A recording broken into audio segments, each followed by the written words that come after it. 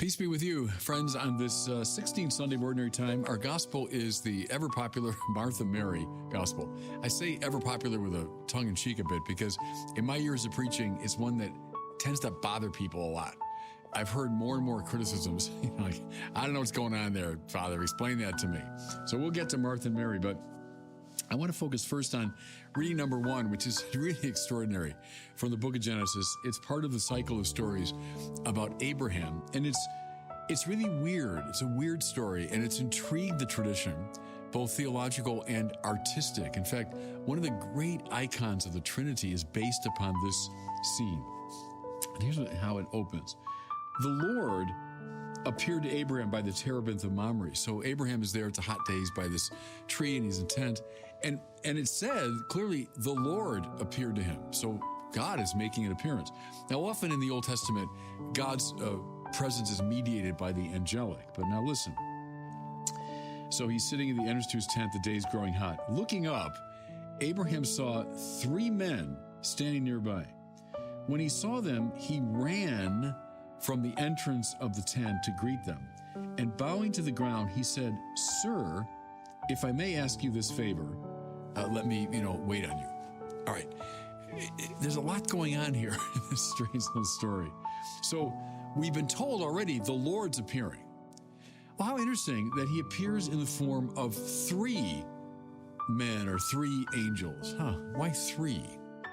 Well, the Christian mind right away is intrigued by this, that God is somehow a play of 3 in 1.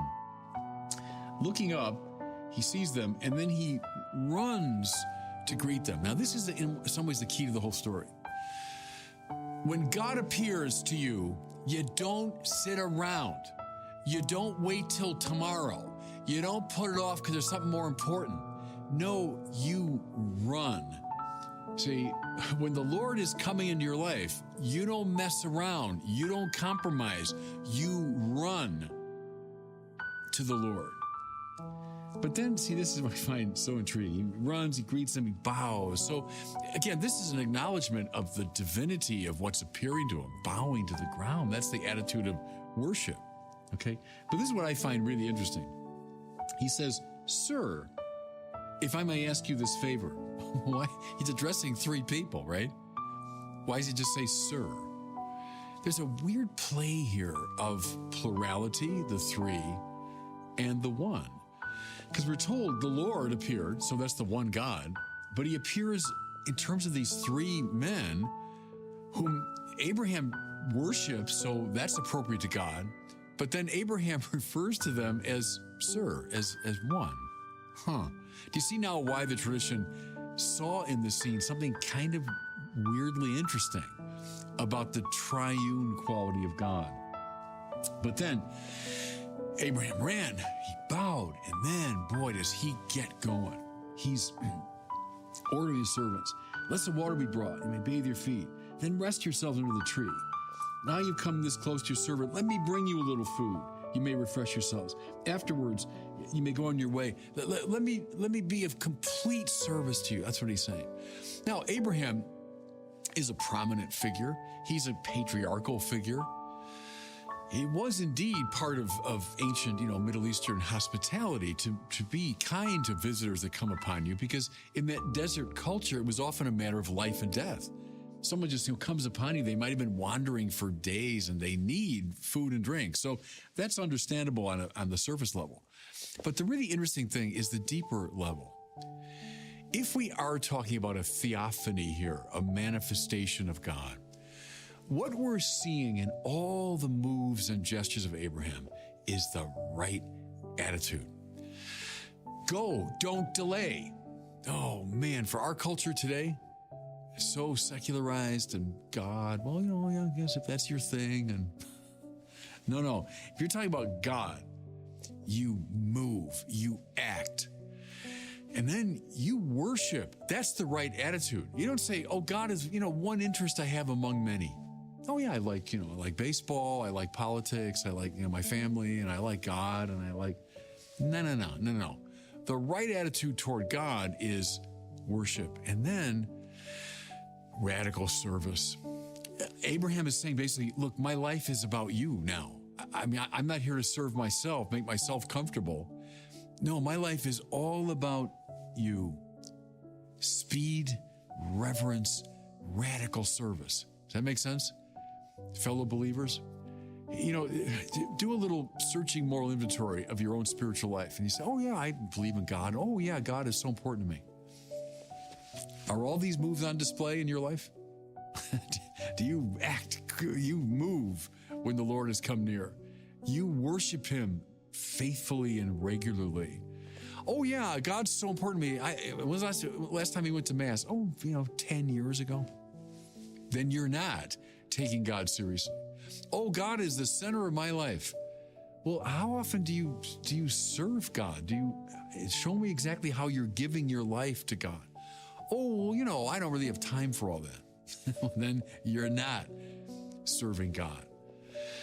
Take Abraham here in the presence of these three men, angels, whatever you want to call them, as emblematic of the way we ought to be relating to God. All right, now, the church gives us this reading as a kind of propedeutic to reading the familiar Martha Mary story. And I think it does provide the right interpretive framework for this, again, controversial story.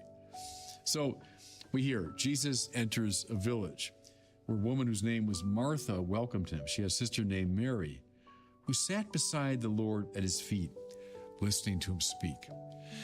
Now, right away, so Abraham, he sees the Lord and he gets to it. He is completely devoted, dedicated. Well, that's the attitude of Mary in this story. That's what we're meant to see, is the Lord has come, Jesus. What do you do when Jesus presents himself to you? Well, you don't mess around. You don't say, well, I'll get around to it. Well, let me take care of, X, Y, and Z. And then, no. She's about one thing. She's about one thing. She is focused on the Lord, right? Then we hear Martha, burdened with much serving, came to him and said, Lord, don't you care? My sister's left me by myself to do the serving. Tell her to help me. Now, here's the point where lots of people sympathize with Martha. Hey, I get it. There's Mary, just, she's kind of horsing around there. And I got this whole party to prepare, and I got food, and I've got hospitality, and here I'm trying to do my job, and she's, come on, Lord, tell her to help me. Now, listen to the Lord's response. The Lord said to her, to Martha in reply, Martha, Martha, you're anxious and worried about many things. There's need of only one thing. Mary's chosen the better part, and it will not be taken from her. Okay, can I tell you what I think this story does not mean? And especially with our first reading in mind, it doesn't mean, the contemplative life is better than the active life. Mary stands for prayer and stands for liturgy and all this, and Martha stands for this kind of busy active life, and the contemplative life is clearly superior to the active life. Now, I know that interpretation has been given up and down the centuries. I don't think that's what it's about. And one of the signs is Abraham in that first reading, man, he's fussing around with lots of hospitality, fetching water and preparing the meal, and he's like Martha, isn't he? He's very involved in hospitality. So you say, okay, well, what's at stake here? What is the issue? Listen again to the Lord. Martha, Martha, you are anxious and worried about many things. All right, this is life, right? We can all identify with her.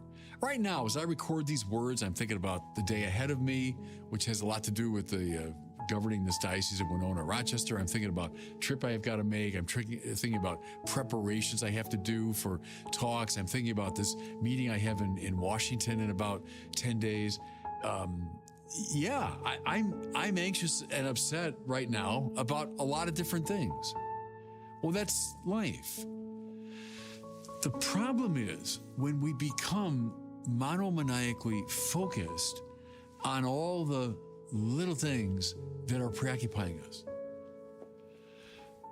We're split, we're divided, we're worried about this and that. I've talked to you about the the monkey mind, right, that leaps from branch to branch. Well, there's kind of a version of that. I'm worried and anxious about many things. Mary has chosen, and I've always loved the Latin of this, the unum necessarium. That means the one thing necessary. What's that? God and the love of God. When God comes into your life, God makes himself present. That's what your whole life is about. Your whole attention should be focused on God. God, listen now, cannot become one of the many things that you're worried about.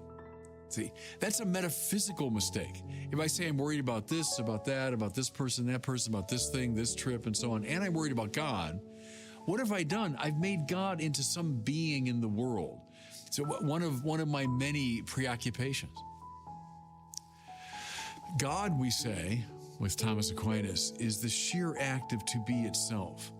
That's to say, that which creatively undergirds and gives rise to all of reality. He's not one concern among many. God is the unum necessarium, the one thing necessary. Now watch.